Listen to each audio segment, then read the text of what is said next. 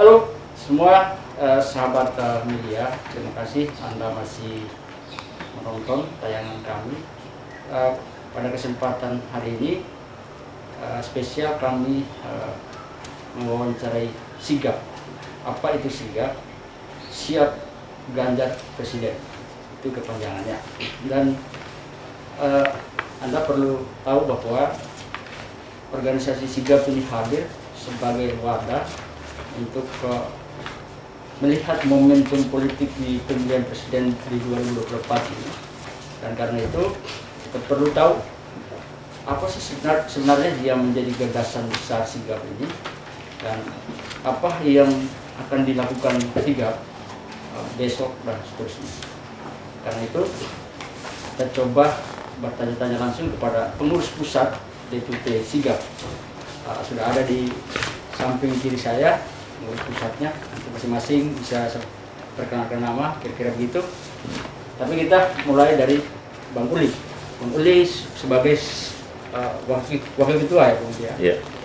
Bang Uli bisa jelaskan sedikit dulu, mungkin secara garis besar saja dulu.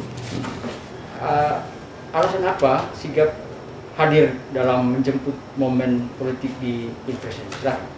Itu karena dorongan masyarakat. Ya. Dorongan masyarakat yang menginginkan pemimpin Indonesia ini ke depan itu harus berjiwa nasionalis dan religius. Ya. Mereka umumnya menolak yang politisi radikal. Tuh.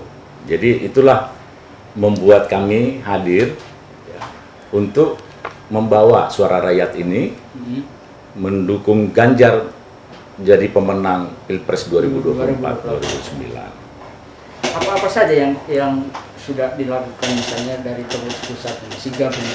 Momentumnya kan 2024 ini. Apa? Ya, walaupun 3 tahun lagi pemilu itu, tapi nuansa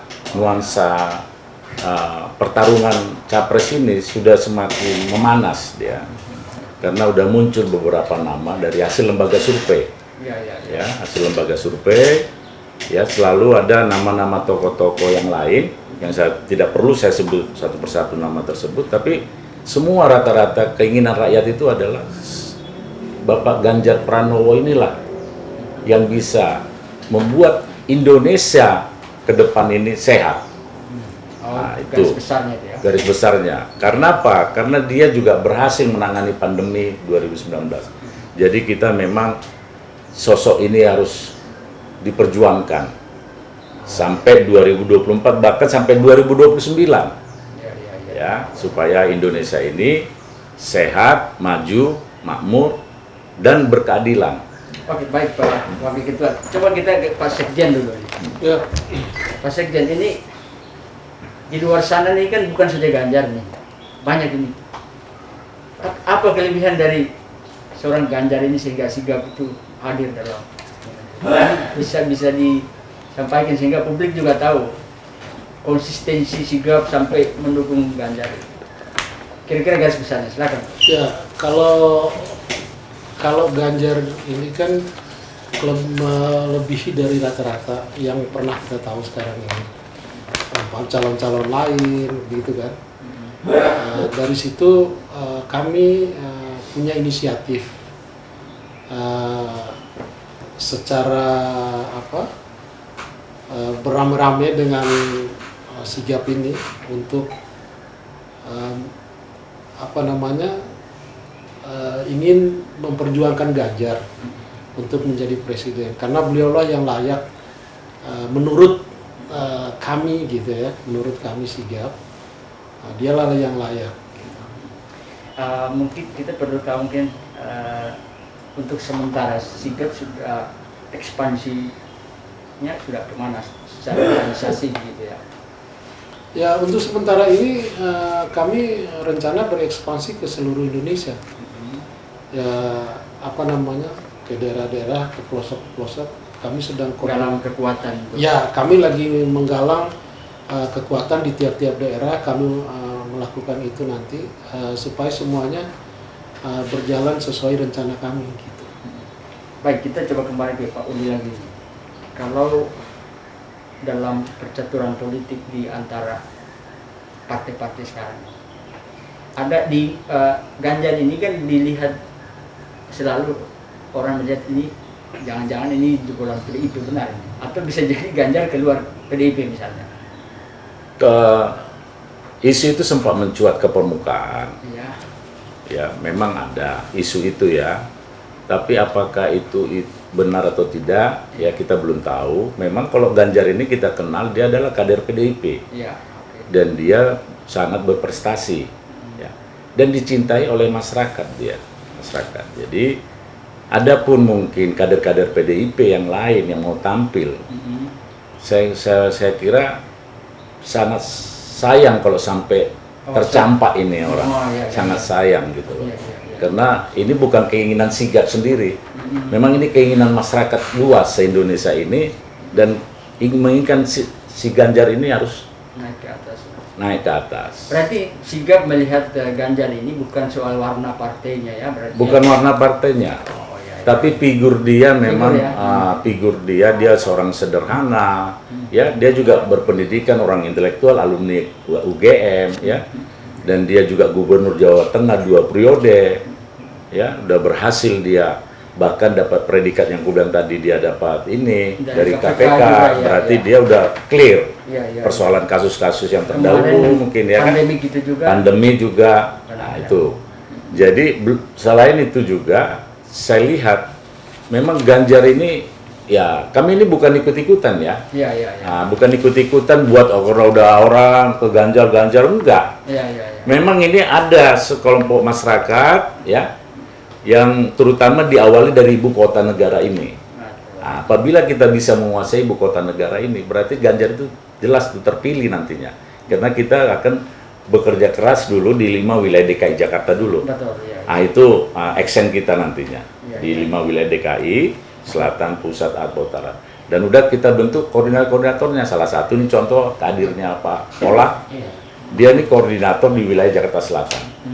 Tadi saudara Niko ada situ di Jakarta Pusat. Sudah itu baru nanti ke daerah-daerah.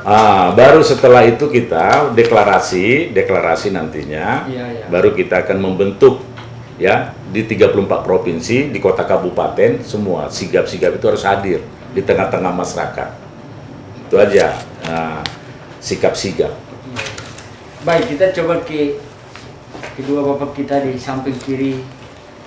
Apa yang menjadi memang sebetulnya banyak ya figur-figur yang dibicarakan belakangan ini. Ada Ganjar juga, mungkin misalnya di PDIP juga ada yang sebut-sebut Puan juga misalnya gitu ya. Di Golkar juga mungkin ada.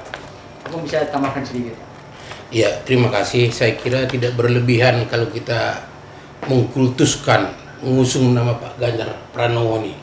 Karena kita lihat semasa beliau jadi anggota DPR RI itu dia cukup rajin juga, jarang absen gitu loh. Ini kan menjadi satu prestasi yang baik juga.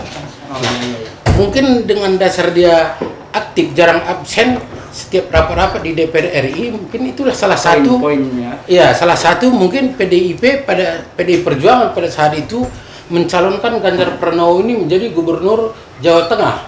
Nah, kita lihat periode pertama prestasinya cukup menonjol.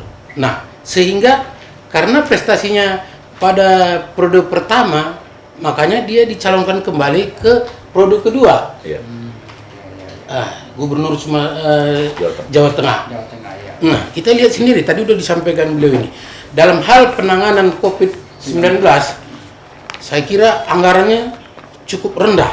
Tetapi dampaknya pemberantasan COVID-19 itu sangat bagus sekali. Sangat berbeda, mungkin 20 kali lipat anggarannya lebih besar dari anggaran pemberantasan COVID-19 di Jawa Tengah dibanding DKI Jakarta.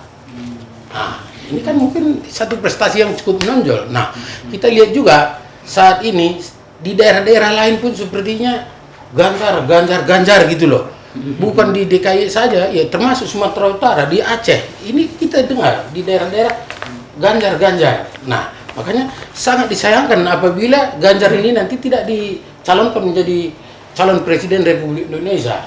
Kita tidak memandang juga Ganjar ini dari partai apa. Nah, Tetapi karena kita lihat prestasinya cukup bagus, Iya. nasional religius katanya tadi. Ini sangat bagus sekali ya. Itulah kira-kira alasan kita, sehingga kita pun memberanikan diri dengan sigap ini mempromosikan, mensosialisasikan bahwasanya Ganjar itu sangat pantas untuk kita jadikan Presiden Republik Indonesia 2024 sampai 2029 nanti. Amin. Iya, itu aja.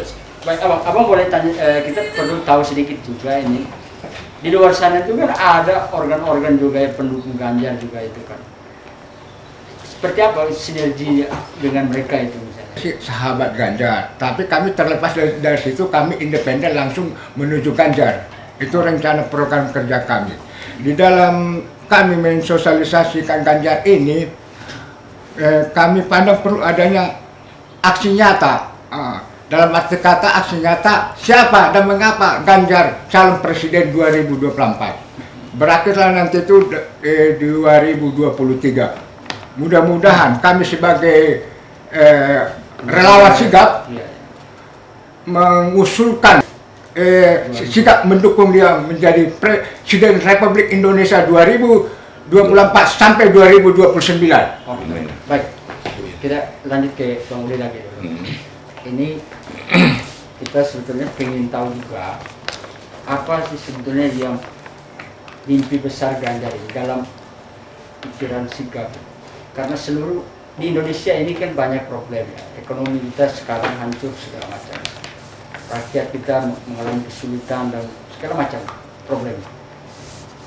Apa semacam kira-kira sikap melihat sosok seorang Ganjar ini untuk harapan Indonesia jauh ke depan ini seperti apa? Itu bisa di artinya tentu sigap punya melihat tipe-tipe pemimpin itu, oh ini tipe pemimpin yang membawa harapan kira-kira gitu. Satu hal yang saya melihat Ganjar, ya satu hal yang ini ya, kalau soal masalah ekonomi atau masalah pandemi itu bukan hanya Indonesia mengalami keterpurukan, hampir seluruh negara di dunia seperti itu. Tapi yang saya melihat sosok Ganjar ini adalah tetap dia menjaga Pancasila dan kesatuan negara kesatuan Republik Indonesia NKRI ya. Nah, itu yang saya lihat, dan itu kenapa harus ke sana kita. Memang kita kebinekaan ini. Ya, kebinekaan, keberagaman ini. Nah, itu loh, ada jiwa di situ dia, aku lihat kehadiran dia. Jadi dia bisa menyatukan ini. Karena potensi perpecahan di beberapa daerah kalau ini sampai salah mengelola negara ini dipimpin oleh orang radikal, efek-efeknya nanti banyak, luas sekali, dan resikonya juga bukan buat saya sendiri, ya bagi masyarakat secara luas juga. Bukan semakin baik ekonomi, ya terjadi itu. Nah, itulah saya lihat, dan itulah makanya kami sangat meyakini bahwa kepribadian Ganjar ini sangat tepat untuk memimpin bangsa ini ke depan. Ya, itu aja aku. Pak Sekjen, Yes, ya. kita perlu tahu nih Pak Sekjen di urusan rumah tangga sigap. Kami sigap itu akan turun ke daerah-daerah, akan khususnya Jakarta, di mana kantong-kantong gresur yang mendukung si Ganjar. Baik saudara, demikian wawancara singkat kami. Kita akan ikuti terus perkembangan organisasi ini untuk membawa Ganjar Pranowo menjadi presiden di 2024.